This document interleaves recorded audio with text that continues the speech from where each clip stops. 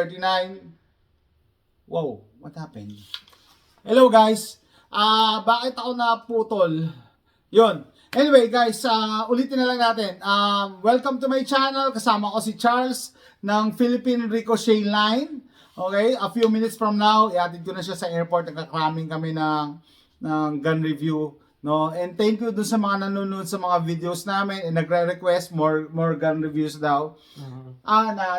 Merong palang motion detector yung cellphone ko. Na-detect niya yung kamay ko siguro na in-stop. Okay.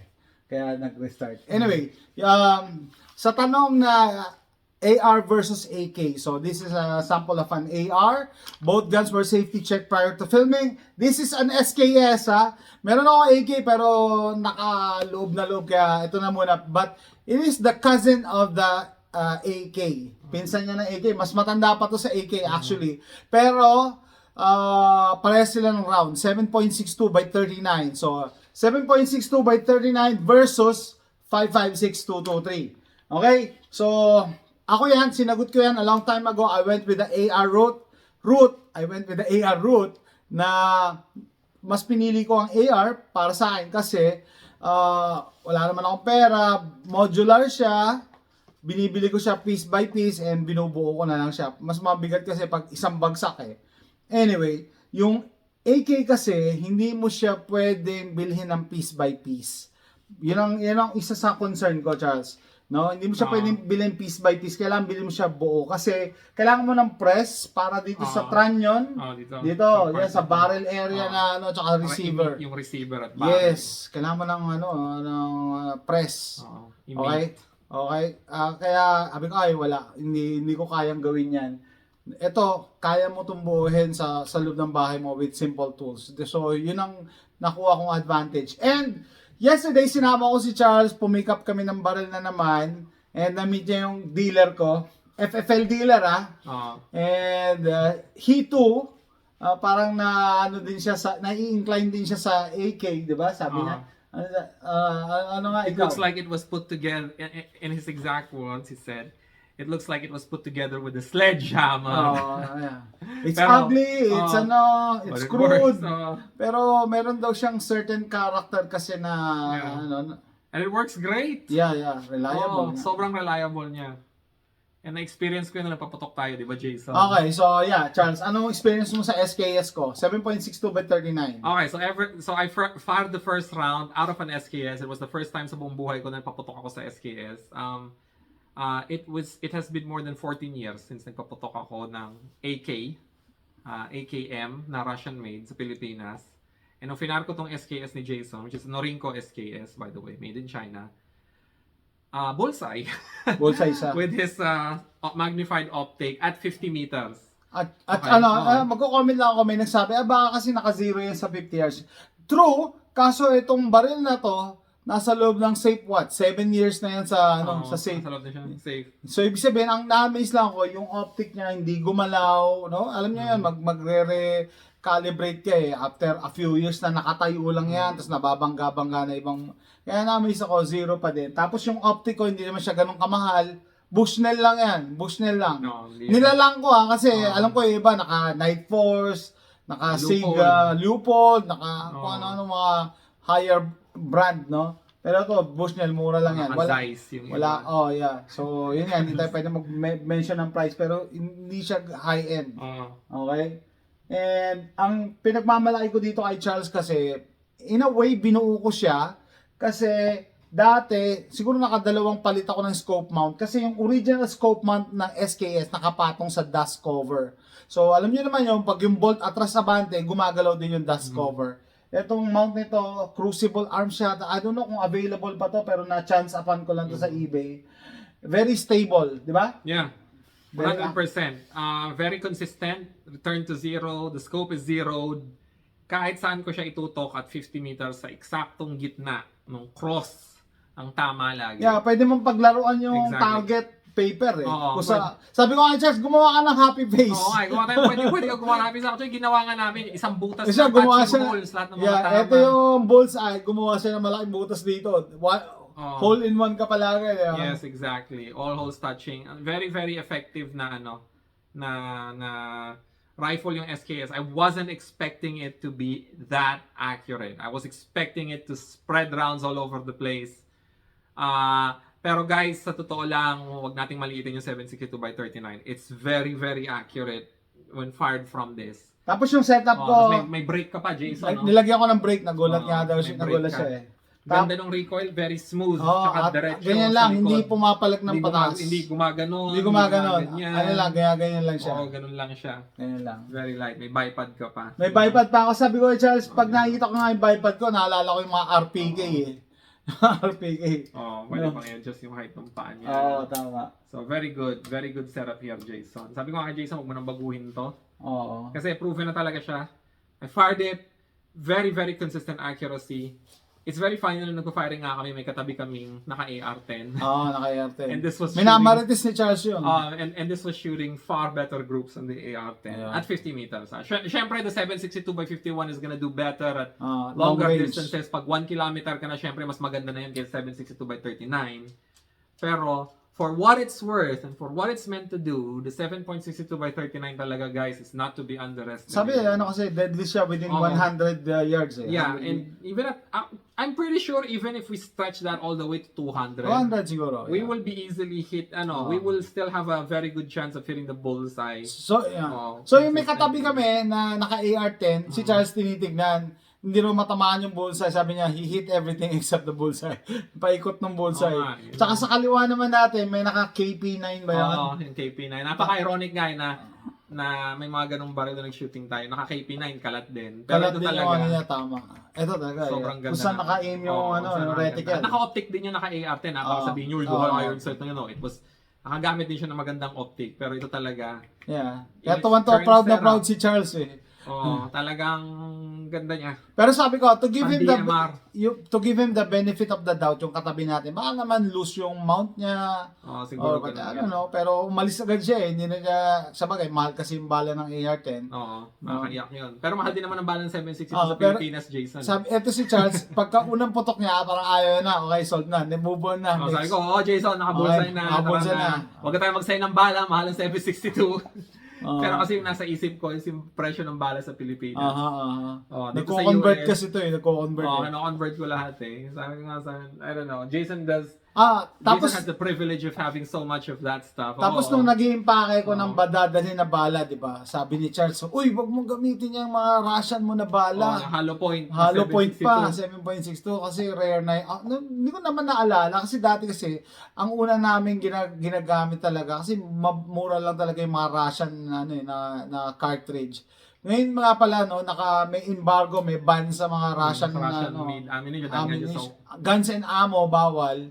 From Kaya Russia. ako nga pala wala na palang mabibiling Russian ammo, mga American ammo na lang pala kaya yun ang ginamit ko. No. And regardless pa pala kaya maganda yung SKS platform. Pwede kang mag-shoot ng steel case ammo, walang problema. No. Definitely sa mga AR, kailangan brass case eh. Okay, kasi nga mas masikip ang tolerance ng AR, no? So yung expansion, contraction sensitive yan. Kaya yung iba nagja-jump sa steel case. Pero sasabihin niya ba, oy, sa akin hindi nagja-jump. Yeah. Pero tanongin niyo yung mga rifle owners na madalas talaga pumutok.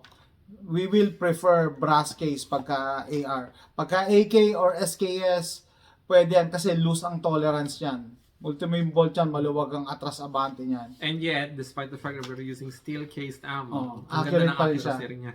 Accurate pa rin siya. Ganda. So, what else? Ano masabi mo sa SKS ko? Parang G36C yung Oh, rail. yeah, yung setup ko pala. Nakakatuwa Paano mapakita mo yung Yan yan natin, kasi. parang siyang G36 yung rail. Yan, nakaangat Pero kasi siya. parang may pagka G36C yung rail niya. Ang kulit. Ang ganda. I really loved it. So, nakakalungkot nga na sa Pilipinas baka gawin nilang sniper. Sniper yan kasi naka-scope tayo. Naka-scope, delikado yan. Baka Sniper. gamitin yan sa riding in tandem. Ewan ko man mangyari yun. But, the people who make these restrictions have, to me, seems that they lack imagination. So, yan. So, actually, very good siya. It was really surprisingly accurate. Tsaka, pag ginamit mo siya, hindi siya nag-deviate sa kung ano yung gusto mong gawin. If you wanna put rounds at a certain spot, it's gonna do that. Yung Oo. concussion, yung thump. Yung Ano? very smooth yung recoil niya. Nowhere near as sharp as yung 762x51. Tama. I've tried some tama. of those already before. Yeah, tsaka yung katabi natin pumuputok eh. Oo, Mararamdaman mo sa tabi. Talagang lakas nung recoil. Pero ito, smooth lang yung recoil niya. Very gentle actually. At saka sabi ko nga kay Charles, sabi ko sige palit tayo, nagpapalit kami. Sabi ko, Nagpapalit kami. yung 7.62 parang it's a man's gun. Oo, Ramdam mo na exactly. hindi siya yung pipitsuging bala eh. Oo. Boom! Ganun talaga, pero yung recoil niya very soft. No? Correct. I really liked it kasi para sa akin, yung setup na to, para siyang low cost DMR. Tama, Oo. tama. Kung makabili ka ng murang SKS and this is possible, for example, in the US. Nako, dahil sa Pilipinas, sobrang mahal na nito. Mhm. Pero pag nakabili ka ng ganun sa US, bilang mo na siya ng ganitong stock and a scope and you have a DMR. You know? Nagtataka nga ako ba't wala sa Pilipinas yan? Kapitbahay nyo lang yung China, at saka Vietnam, yan ang Exactly. ginagamit. So, yung Chinese Type 53 natin, ito na yung pinalit nila SKS. Oo. Semi-auto na yung pinalit nila. Semi-auto. Oo. And 20 million of these have been made by Norinco, by the way. So, mura lang talaga siya.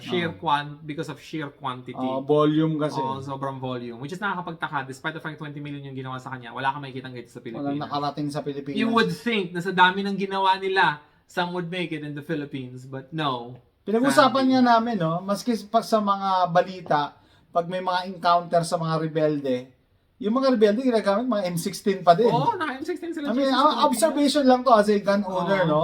You would think na ang nagsusupply sa kanila is yung mga communist left, di ba? Na gumagamit ng AK round, 7.62x39. So, variation yan, AK or SKS. Pero mga M16 pa rin. NATO round na ginagamit ng mga NATO round. rebelde. No? You'd So, wonder kung bakit gano'n yung tataka, nangyayari. ako lang, nagtataka lang din. Nagtataka kami. Ba't ganun, hindi dumating sa Pilipinas yung mga SKS. Tsaka or AK. Di ba? Correct. Kung meron man, tagong-tago siguro. Kaya may mabibili ka Ah. pag na-lift yung ban na Yeah. hindi pa rin ma-lift-lift kahit na sinabi na lang na ililift na. Just July March na. July na. Nakalab ka pa ba? Oo, di ba? Ano ba naman yan? Bakit ang tagal-tagal i-lift yung ban na yan? How hard is it to send a memo? How hard is it to do those things? Ridiculous. Okay, so tapusin na natin to. AR versus SKS or AK. Ako, I went with the AR platform. I still love the, meron syempre quirks, hindi siya perfect, no? And then, pag nagsushoot din ako ng SKS or AK, meron din ako AK. Okay din siya, no? It's up to you. Sabi ko, yun nga maganda sa mundo natin ngayon. Dami nating options. Except kung nasa Pilipinas ka kasi wala kayong option. PCC kayo. Oh, Diba? right now, Right we're now, still waiting kasi for wala the pa rin. rifle ban to be lifted. Wala pa. Daming announcement. Hirap na hirap po ipirmahan eh. Sino ba yung pipirma niyan? Sino ba pipirma? Kailan ba Hirap na in-announce yan? hirap. March in-announce yan. March 1. Nakakaya doon sa June. general na Oo. nag-announce, no? Ano Parang ito, nakakahiya talaga. nakakaya yun. Tsaka, sino pa ba yung mga involved doon? Yeah. Pati yung mga, mga involved doon sa announcement na yun. Oo, yan. Daming na fake news. Ayan, so yan. So para sa akin, sa Pilipinas guys, kung nasa Pilipinas ka, mas magandang naka-AR ka. Kasi common yung bala niya. Yan yung 5.56. balance yung ano nyo. Mahihirapan ka pa rin maghanap niya compared sa mga ibang calibers, pero still the most accessible center fire rifle round na makukuha natin. Proper rifle round. 7.62x39. I suspect you'll be able to get these pag pag na-lift na yung ban, but they will be more expensive, sadly. So because of that, kung cost yung pag-uusapan natin, and let's say that we can get the SKSs for cheap, which is you can do naman with the Type 56S-2 sa Philippines, I can recommend it kasi yung initial procurement cost niya mura, pero yung total operating cost niya over the longer period of time, the 762x39 is more expensive in the Philippines, mas mahal sa yung 762x39. Mapapamahal ka dun sa bala. So sa Philippines, ma-recommend ko talaga yung AR. But if you already have an AR and you want a second rifle and you don't want it to be a 5.56 or NATO round, I cannot recommend the SKS enough. Sobrang ganda niya. I mean, it's very versatile. You can upgrade it with so many things.